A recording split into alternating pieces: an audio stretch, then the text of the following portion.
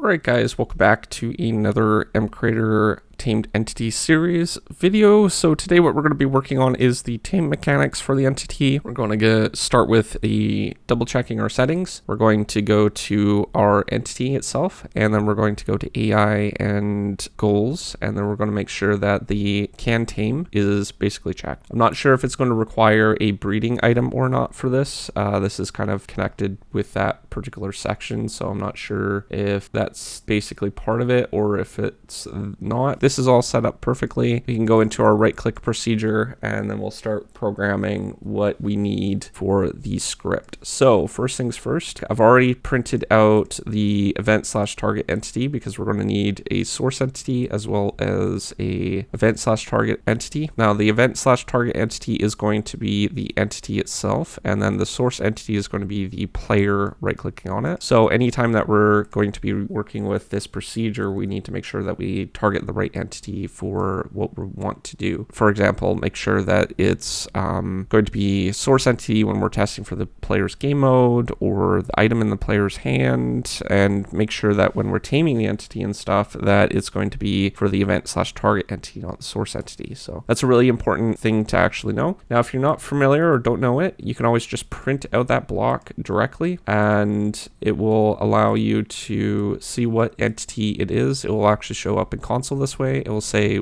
either the player or server player, and if it's on, depending on what side it's on, so client or server. And if it's the entity that you're looking for, then it's going to be the listed for its name in the console as well. So I already know which one's which, so we don't need to do that. We're going to go under flow control first, and we're going to grab a if statement, and then what we need is a way to test for an item. I'm going to select bones for this one, so very similar to a wolf, and we're going to also get a item from the entity procedures, then data, and we're going to use the source entity for this because we need to test for the player's main hand item. And then we're going to check if that main hand item is basically the bone. So we can go ahead and then test under player procedures and then data if that player is not in creative mode. So basically, if they're not in creative mode, what we want to do is basically subtract the item or shrink it so it will decrease over time. And each time that we right click on the entity, we want to make sure that we're doing a not statement because spectator won't actually have any function for holding items and doing actions like this. So this part we don't actually need to worry about because they don't actually have like a main hand or anything like that. That basically just limits it to adventure mode and survival mode. So as long as we're testing if it's not in creative mode, then we can basically not worry about the rest of it, and everything is set up perfectly the way that we have it set up this way. And now if you wanted to test for each mode that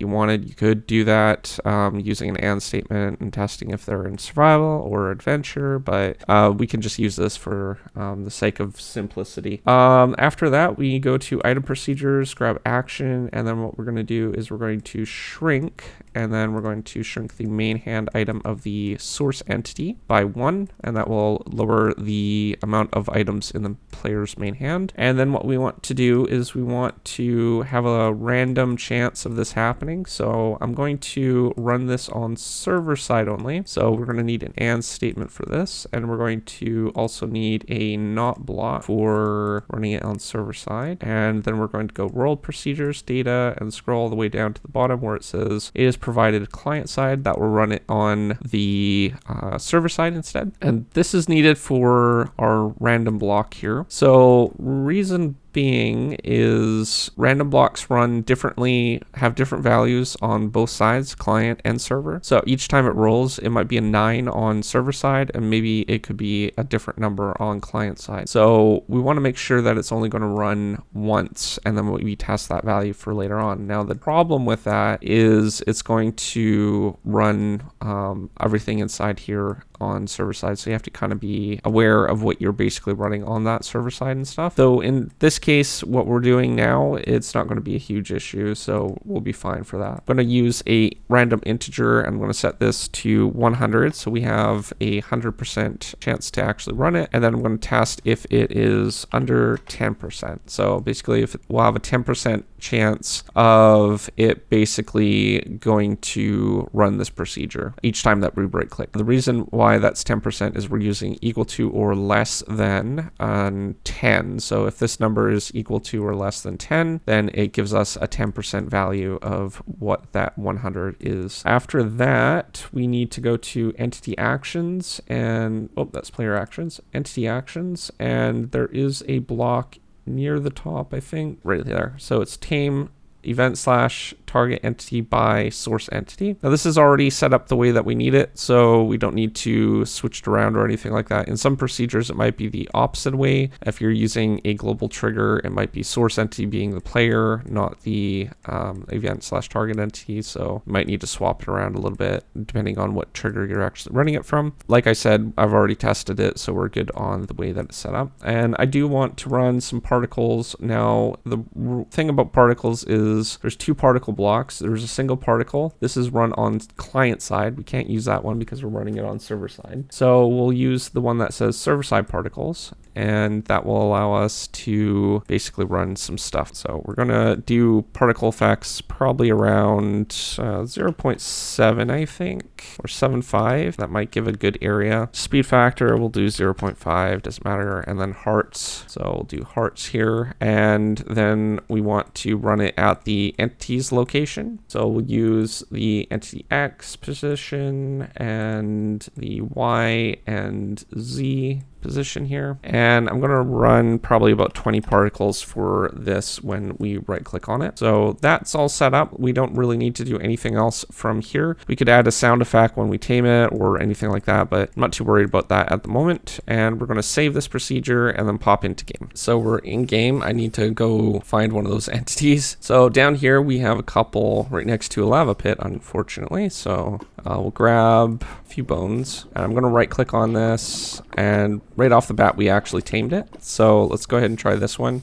We'll do this one in survival. You can see that it's following us now.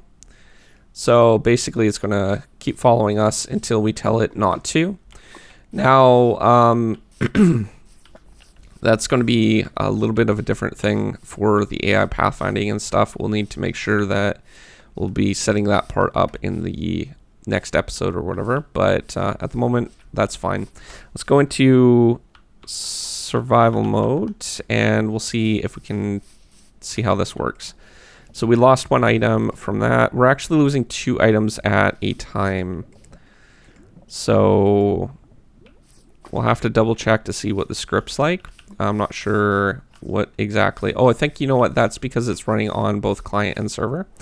So that's probably what's going on here. So let's go ahead and fix that up really quickly. I have no idea what's going on with that right click procedure. My best guess is it has something to do with the, what do you call it? The action results, but I have no idea. I've tried just doing success and it still consumes the item. So we're not going to use this one. If it is a success thing, it's doing it twice. So for some reason, even running it on server side only, it's still doing it twice. So we're just going to not use that procedure. Hopefully it's a bug and it will be fixed in the future. So I've disabled that. And what we've moved over to is the global procedure for player right clicks on entity. We can do basically the exact same thing through this method. So what we're going to do is we're going to first make sure that it runs on server side. We also want to test for our entity as well. So what we're going to do is while we're testing for that type, we're going to go ahead and select under the logic subtype, and we're going to select our event / target entity, and the event / target entity is the same type of entity that we're basically right clicking on. So we're going to add a and statement for this, and then what we're going to do is we're going to just run it like that, and we can actually go ahead and we'll probably be adding different mechanics for the item later on. So we'll leave this the way that it is, but we need to make sure that the entity is actually not tamed already, or we can still subtract the item. So we're going to go ahead and grab an and statement like this, and we're going to scroll down until we find one at the very bottom here saying is tamed, and we want to go ahead and add a not block to this so it's not tamed, and then we're going to put our item below that like that. So that should fix the issue. We'll test this one more time in game. As far as I know, that there is no success chance or anything like that, so hopefully this will actually work. So let's go ahead in game and give this a quick test. So let's go grab some bones first, and then we'll head down to the creatures down here.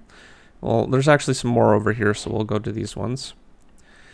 And I'm going to just double check in creative mode to make sure that we can actually tame this. And yep, we can tame it in creative. So let's go up here and tame one in survival and make sure that the amount doesn't actually do more. So we have 64 exactly right now. 63, 62, 61, 60, 59, 58, 57, 56. So yeah, it's going down properly. And if we try right clicking on it right now with an item, it's not going to work because it's already tamed. So that's perfect. So taming mechanics is already done. So next time what we'll be working on is something a little bit different. We'll be working on probably making these guys sit so they don't actually keep following us around in certain cases. So we'll see if we can't do that, or whatever else I have scheduled for this series. I have a kind of like a planned out thing that we'll be working on each episode. But other than that, if you are new to my channel, don't forget to subscribe, comment down below, rate the video, and I will see you guys in the next one. Thanks for watching. Peace out.